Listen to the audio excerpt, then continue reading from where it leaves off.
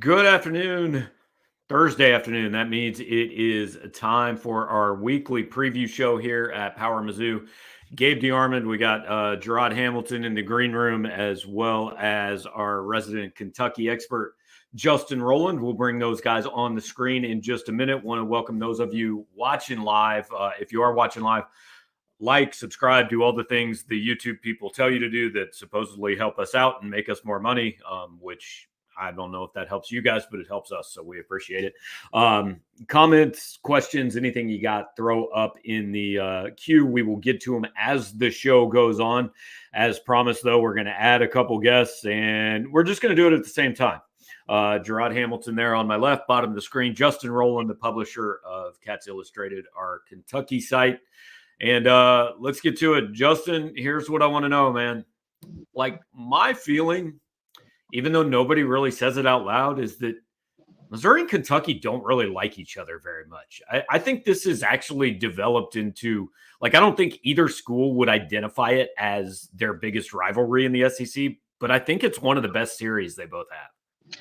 Yeah, no doubt. It's also like the first time that Kentucky's ever been in the hated position in an SEC rivalry.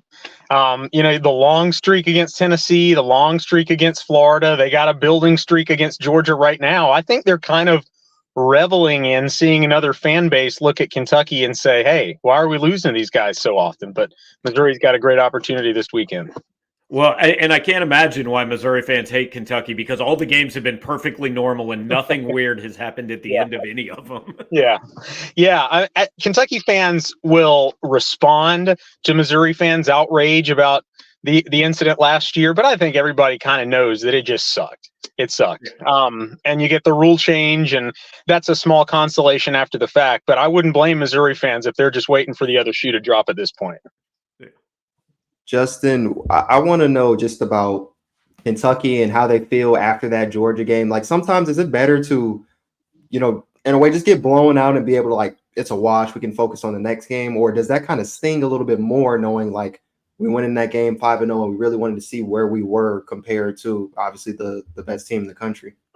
Yeah, that's a great question. And I don't know. I mean, I'm at the point this year with Kentucky that we just don't know. Like, they did to Vanderbilt what they should have done to Vanderbilt. They did to Florida, probably worse than we thought that they would, but then Georgia was the reverse. So you've got kind of an average sample, a great sample, a terrible sample. So that leaves it, the field is totally wide open for what we could see from them. But you're right, that could be a burn the tape kind of week, because if you just go back and watch, it was one thing after the next, spiraling out of control. And I think if they play Georgia again, it would be a much closer game. That was probably Georgia's A game against Kentucky's D game. But when you see Kentucky played that poorly, and they've had a track record of not bouncing back super quickly from losses like that, it's a concern. Well, I was super disappointed in that game because Missouri played at 11 a.m. and I was getting home, walked the dog, and I'm like, I'm going to turn on Kentucky, Georgia. It'll be a good night. And then I was like, well, I'm not going to turn on Kentucky, Georgia. That's not what I'm going to do with my Saturday night. Look, I think the biggest thing that Missouri fans are curious about, and probably most fans that haven't watched Kentucky every week, why has Devin Leary not been what people thought Devin Leary was going to be? Because that was a guy that Missouri fans really, Eli Drinkwitz signed him at NC State, and Missouri fans wanted him to get in on. And I don't really have any indication Missouri went after him. But that seemed like it was going to be this huge get in the portal, and it has not happened yet. Yeah, it's perplexing. In the offseason, Kentucky was zeroing in on Graham Mertz and Devin Leary. And Leary was the preferred guy. But I think you got to look back now and say, no doubt, Mertz has been a better player this year. Some of it is Leary. He's had some overthrows that don't make a lot of sense. The sack numbers don't look bad, but he has helped avoid sacks by getting rid of the ball, but that's led to some of his bad throws. I really think that the issue is more than anything the receivers. They came into this year thinking the receivers were going to be one of the strength of the team, but they're not getting separation. They haven't matured. They lost all of their second string receivers to the portal. And when you've got these sophomores that probably read their press clippings some last year, and you don't have any competition pushing them in practice, there's no threat that if you play poorly, we're going to take some of your playing time. that's kind of a perfect storm. So Leary has not been as good as everybody thought he would be, but I would say the biggest issue has been the receivers are way down from where people expected. Okay, well, that kind of segues into what I was going to ask you about Barry Brown. We know he's a great kick returner, punt returner. I know he's the leading receiver. Is he, as far as the receiving game, is he shown a development in that way, or is it just, again, lack of receivers? He may be the most dynamic of the bunch to get the passes to. It's going to sound brutal, but he's not a route runner. I mean, he is an elite prospect because he has elite straight line explosive speed, and he can take the top off a defense. But defenses know that if they just get hands on him at the line of scrimmage, he's not at a point in his development and his maturation as a player that he can get off that and keep the route strong. You see a cornerback playing 3-4 yards off him, and he runs up to him, and he's kind of doing a little, what are you doing there? And it sounds harsh, but there has not been the maturation on the field from year 1 to year 2. And that's been a big reason for why the offense hasn't lived up to its billing. Dane Key, the other sophomore receiver that had 6 touchdowns last year, has struggled with drops this year. Tavion Robinson, the receiver transferred from Virginia Tech 2 years ago, has been probably a little disappointing the last couple of weeks as well. But it's just a group that hasn't taken a step forward, and they haven't helped him out. They got to be a lot better this week, because we might get to it, but that Missouri passing game is going to be a huge test for Kentucky's secondary, which has struggled the last couple of weeks. We got a couple of viewer questions for you that I'm going to get to, but I want to segue into the first one with, you're talking about the Kentucky receivers, and I'm not sure this is the week a passing game gets healthy, because one thing Missouri has is good cornerbacks. Chris Abrams-Drain, I think, is playing as well as anybody in the SEC. Ennis Rakestraw's out in this one, but I think they've got pretty good corners. The safety play has been a question, but that leads to kind of the question from Aiden watching. Does Kentucky's chance of winning this game, or really any game at this point, kind of go through Ray Davis? I think so. And that means we're 6 games into the season. If you just take the last 3 weeks, Devin Leary is completing less than 50% of his passes. So at some point, you got to say it's a trend. And they've got to change before you expect them to change. And Ray Davis has been one of the most explosive, electrifying players in college football. I didn't think he was going to be that kind of player. The problem is they've never really taken the time to establish the running game except against Florida. And now Missouri knows that that's probably the only thing that they really have to prepare for. And Missouri, I heard what Drinkwitz said about maybe losing some of their run fits and over pursuing and creating lanes. So they're going to have a lot of good tape that's going to serve as preparation for probably what Kentucky's going to have to rely on. Another one from one of our loyal viewers, and I want to put this on because Jarod helps us out every week. He's always here. It's a little bit of a loaded question, to be quite honest, but just curious, the Kentucky view. We were talking at the beginning, all the weird things that have happened. I mean, look, I've known you for a long time. You are not one of these like homers, like just watching the way some of these games have ended. Like, what's your viewpoint? Not just last year, but the untimed down on the weird pass interference call, the delay in Lexington a few years ago where the officials just kind of walked around with the ball for 15 seconds. I mean, looking at this game, this series from 30,000 foot view, like, what's your opinion of the way it's gone down a little bit? It's weird. It has the feeling of Mizzou football being cursed, and Mizzou has had some unfortunate. Oh, don't say that, man! You have just opened the floodgates on my site. I'm speaking from the perspective of somebody who covers Kentucky. So we're talking LSU Bluegrass Miracle. Kentucky also has plenty of experience in snatching defeat from the jaws of victory. I mean, Ahmad Wagner, all the pass interference flags that were thrown against him, it's bizarre. But Kentucky could rattle off a similar number of things that have happened against Tennessee over the years, that have happened against Florida over the years. Maybe when it's crunch time, it becomes a mental thing, but some of these things that have happened really seem to be totally outside of Missouri's control. So they're probably hoping the scales of justice balance out. Yeah. Also, you could just have a 10-point lead with 2 minutes to go, and then none of that stuff is a problem. Right. Justin, today I put out something as far as 3 things that I think may determine this game for both sides. I put the run game, special teams, and penalties. Is there maybe a 4th thing or something that either team can kind of sway this game? Good question. I don't like the matchup for Kentucky secondary against Missouri's offense. I feel like I'm kind of stretching too far if I look beyond that matchup. Like everything that I've seen from Missouri this year, I have no reason to believe Kentucky's going to be able to slow down that passing game. Like the one-on-one matchup, Max Hairston was the National Defensive Player of the Week as a cornerback against Vanderbilt, 2 defensive touchdowns, and he has just been picked on the last 2 weeks. They've only got 3 safeties with any meaningful experience, and Jalen Geiger, one of them is out 2 weeks with a dislocation. The safeties were really poor against Florida and Georgia. If that matchup goes like I think it's going to go, it might be a Missouri win by multiple scores. Because I don't see an easy solution for Kentucky for that. But then again, I could just be reacting to their worst game of the year that they just played against Georgia. But yeah, they got to find a way to get pressure on Brady Cook. And there is some hope for that because Trevin Wallace, Deion Walker, Kentucky's a great inside pressure team, but we didn't see it against Georgia. What's their general, like, obviously it changes week to week, but their approach on defense? I mean, you got, obviously Luther Burden he may be the best receiver in the country. What's made Missouri's passing game better the last few weeks is they've got other guys helping out. But are they a team that generally wants to try to man up on the outside, or is Missouri going to see a lot of zone? You see more of them manning up this year because they don't have the 6'3", 6'4" corners. They've got the smaller guys that can run stride for stride with receivers down the field, and they can track and cover and backpedal a little bit better. But generally, Brad White's defensive philosophy is a shell. It's to take away explosive plays and force a team to beat you going down the field. The interesting thing is, historically, in recent years, Missouri has been the kind of team that is content to take the short stuff and go down the field, but Kentucky has still fared well against it. But this year, from what we saw against Georgia, what we saw against Florida, and really even in recent years against the best offenses on their schedule, you can't just expect they're going to be able to take away the passing game.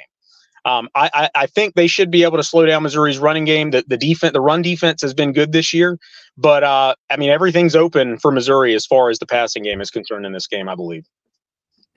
Just saw a stat that said Kentucky 96 in red zone offense. What's kind of the struggles that's been going on once they get to that area? I'll be honest, man, there's been enough weird stuff about the offense this year that I haven't really honed in on like what the problem is in the red zone. But you've got Leary has missed a couple of throws in the end zone. I know Barryon has a drop in the end zone.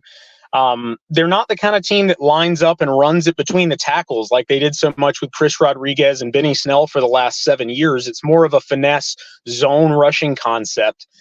So I just think they're an offense that's struggling to find an identity. They've run fewer plays per game than any team in the country. And some of that is, instead of tempo, they're prioritizing, all right, we're going to bring in 3, 4, 5 substitutions on every play. And that creates some challenges for the defense in terms of what they have to line up for, be prepared for pre-snap assignments. But they haven't really got into any kind of rhythm on offense. And you're allowing the defense to set themselves and view the field every play. I think the slow tempo has something to do with the overall struggle as well. Every analytic, every matchup, every data point I can find has this as like a coin flip game. Missouri's offense is like 20 spots better.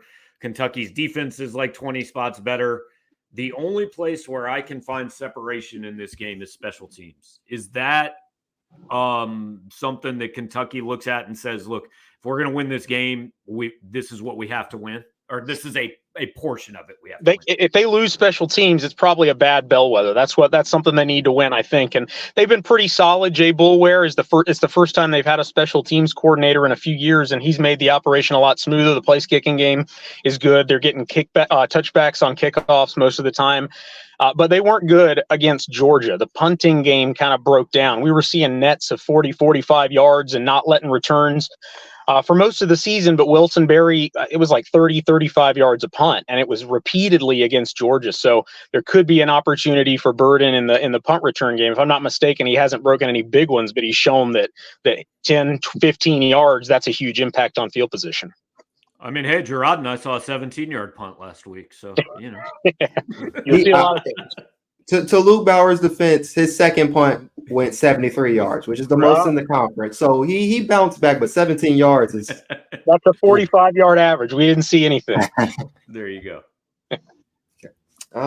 That's for it for me. You got a lot of the strong ones I was looking at.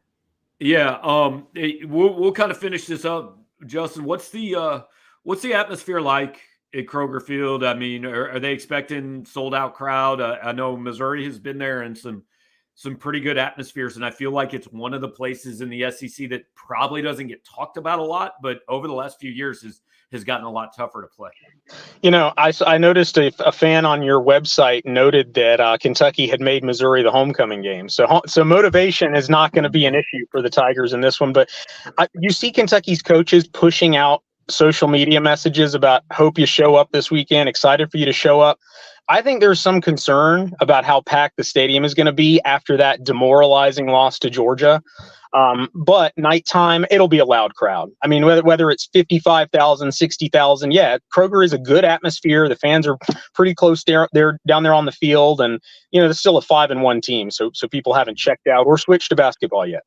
Well, and to be clear, the homecoming thing was, I don't know if you saw it, but Brian Kelly said that his team drew motivation from being Missouri's homecoming opponent last week, despite the fact that it was not actually homecoming at Missouri. So Brian Kelly just out here making up his own facts again. He's got his own alternate universe, but it worked, I guess. Absolutely. Well, Justin, appreciate it, man. I know our people will be reading your stuff, and thanks for your time. We'll look forward to it on Saturday. And Jarod, thanks for all your help this week. I appreciate it, guys. No problem. Appreciate you, man. Justin Rowland from CatsIllustrated.com.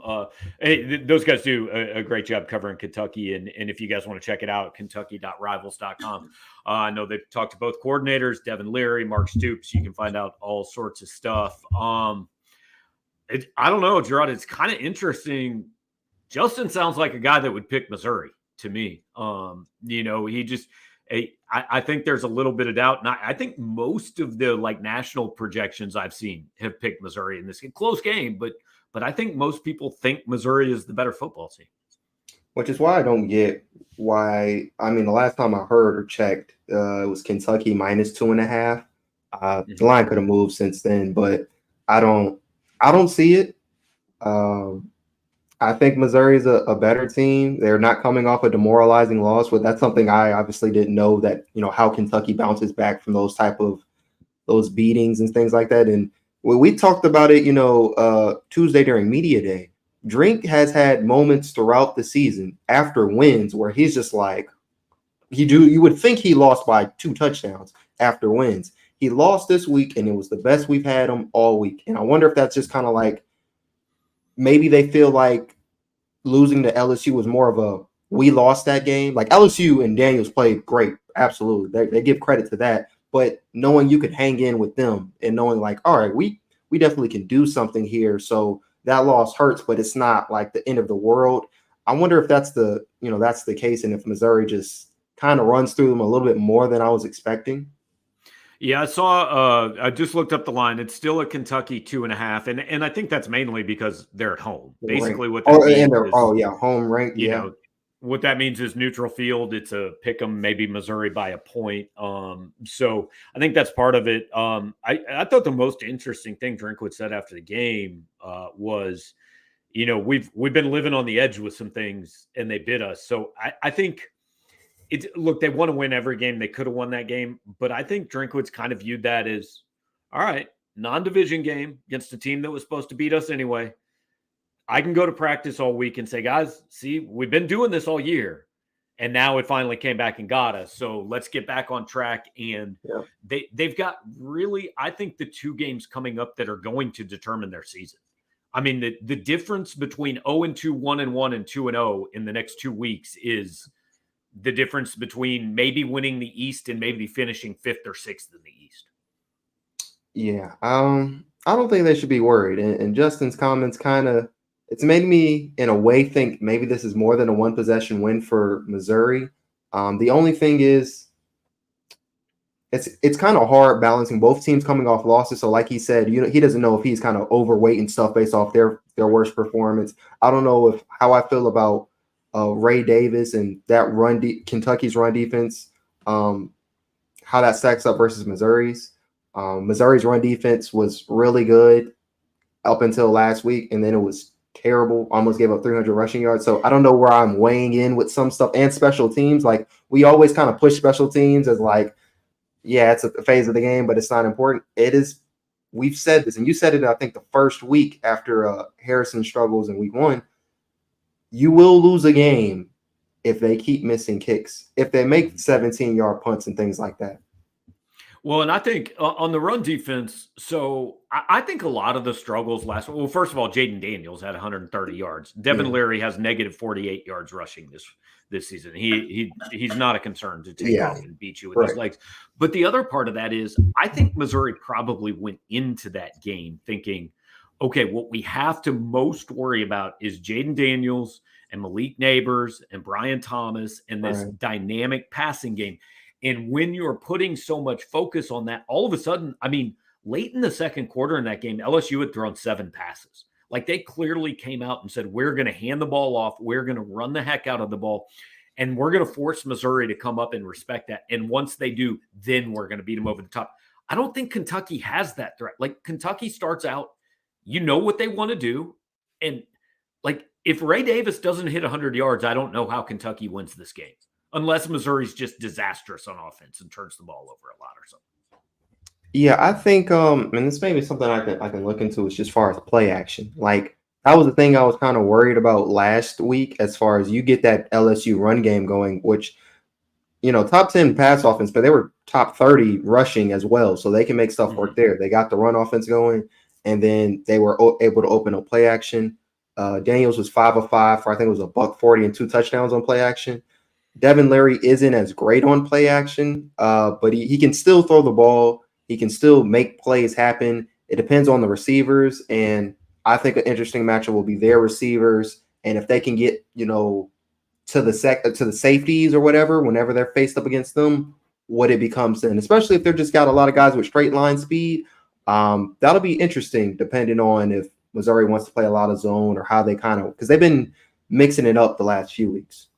Yeah, I'll be interested to see if Blake Baker brings as much pressure here as he likes to usually bring, or if he goes a little bit more coverage and says we don't think Kentucky has the guys to beat us. Somebody asked an interesting question in my mailbag this morning, and for those of you watching, if you haven't read it, somebody asked me who's a better quarterback, 2022 Brady Cook or 2023 Devin Leary. So I looked up the numbers. Devin Leary is averaging 209.5 passing yards per game this year. Last year, Brady Cook averaged 209.5 passing yards per game. Leary has more touchdown passes, like he's on pace for 24, but he's also on pace for 14 interceptions, which is more than Cook threw. Like he is basically 2022 Brady Cook. And 2022 Brady Cook was the guy that Missouri fans wanted on the bench and or out of town. So there is a track record there with Leary that I guess you're always worrying. You hope this isn't the week he wakes up. But this passing game has not been good at all. Well, yeah, the receivers are the problem. I mean, yeah, there has been some inaccuracies for sure if you look at, some of his tape.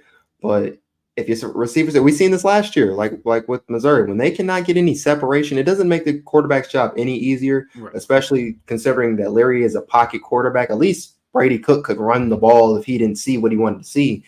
Devin Leary's not running nowhere. So as long as I think Baker sends the blitz quite a bit, actually. I mean, I would knowing like last week, Daniels could just kind of push up in the pocket. He could throw, he could run, he could do whatever he wants. You collapse this pocket, and he just told us that, part of the reason they're not getting sacks is because he's basically throwing the ball away. Well, let's see how quick and how much you really throw the ball away when it's, when they got 5 or 6 coming at you. And I'm interested. Drinkwitz and Missouri's players talked a lot about Kentucky's offensive line, said they'd only given up 1 sack coming into last week. But look, man, this offensive, and I'm sure it's not all the same guys. I'm sure they brought in some transfers and stuff. But this offensive line last year was one of the worst in the country. They almost got Will Levis killed like multiple times last season. So I just wonder if that 1 sack going into the Georgia game isn't a little misleading, and if maybe there's some things that Missouri could do there. I think it may be on the same track of I'm not going to say exactly, but the track of how Missouri's offensive line was pretty bad last year. There's just a sizable upgrade, and then you got to factor in their opponents. I know they play like Eastern Kentucky or Eastern Michigan, something. Those teams, Vandy, and so yeah, like. You're not really going to be able to see too much. I think there is a sizable improvement, but some of the numbers may be, kind of skewed just because they haven't really hit the tough part of their schedule, their respective schedules yet. Yeah. We've had a couple questions on this, and I meant to address it earlier. Jeff's asking if Johnny Walker is suiting up Saturday. I clarified he just got kicked out of the game. It is an in-game penalty. There is no carryover. Johnny Walker is eligible to play the full game on Saturday. Now, whether Eli Drinkwitz has some sort of internal penalty or anything, I don't know. I mean, I guess that's always possible. He certainly didn't mention it to us earlier this week, but I don't think he would mention it. We know Ennis Rakestraw is out. I posted on the board earlier today. I'm hearing Mekhi Miller's going to play. Cody Schrader, Drink said he's questionable at best. Look, man, that's sandbagging. Cody Schrader is playing in this game. He was a full participant, because the last maybe 2 or 3 weeks he's been wearing the non-contact, and obviously he's been playing. But yeah, you scored 3 touchdowns and put up over 100. Some of the times they put on these injury reports, I don't know. I wonder if they're just gonna put random people on there just to say, just a decoy. Maybe this person isn't 100% is what the other team is gonna think. I don't know. Cody's playing. I mean, I would be shocked if he didn't. Darius Robinson, looked pretty good last week, and I would assume, barring some sort of setback, he's playing. So outside of Ennis, I think Missouri's pretty healthy. I think Drayden Norwood has played pretty well in his place. Now, once you start getting a little further down into Marcus Clark or any of the freshmen, maybe that's a concern. But I think Norwood's been pretty good. I think Clark has been all right. I think he's been better than at least what I've expected him to do in his time out there, for sure. Did give up the touchdown last week, but again, Daniels, Thomas, and Neighbor, I don't give that too much. Jason says this is a big game or Hopper will be key in this game. Yes. Him and Bailey, they've got to stop this run. They got to stop that. They stop the run, then it's really a easy game, because you definitely actually want Devin Leary to pass and see if their receivers can create space versus Abrams Drain, and Abrams Drain is not letting anything happen this year. Yeah, and the other thing, if Hopper and Bailey are stopping the run, then it reduces the chances that Carlisle and Charleston get sucked up by play action, and get beat over the top. So certainly there. I flip again. Like we analyze every part of this, and to me, it's real simple. It's just who plays well on Saturday. Because if these teams play 10 times, Missouri's probably going to play well and win 4 of them. Kentucky's probably going to play well and win 4 of them. And then you're going to have 2 wild card games, but they don't play 10 times. It's just about this one day for 3.5 hours who plays well on Saturday. And if Missouri plays well, I think they should win. Same. I do think here's the caveat then, because I said earlier I could see them winning, basically 7 to 13 points in that range, based off maybe a little bit of help from Justin. I also think if Missouri commits the penalties and they cannot stop the run game, they for sure can lose. It's not it's not, even though I think they can win by a good amount, that doesn't mean they can't lose. And I'm not even trying to say all the stuff with, how the bad luck, the refs, and they can really just lose if they can't control this run game. They let certain things kind of beat them, or they beat themselves. That's kind of the biggest thing, not playing complimentary football. I'll say this, though. People are going to feel a whole lot better if Missouri has a 9-point lead entering the last possession of the game, because weird stuff happens in this game, man. I can't explain it, but weird stuff just happens in this game. Got a little strategy question from Aiden. I'm curious what you think about this. If Mizzou wins the toss, they should take the ball and quiet the crowd. What do you think? I never agree with receiving first. I agree. I always defer. You always defer. I get the point about it though. But you get a quick 3-and-out. Wasn't that the game last week that LSU started with the ball? I feel like it was a quick. Yeah, LSU did. Missouri deferred. Yeah. Yeah. So in the first 3 possessions, LSU punted, scored a touchdown, and punted.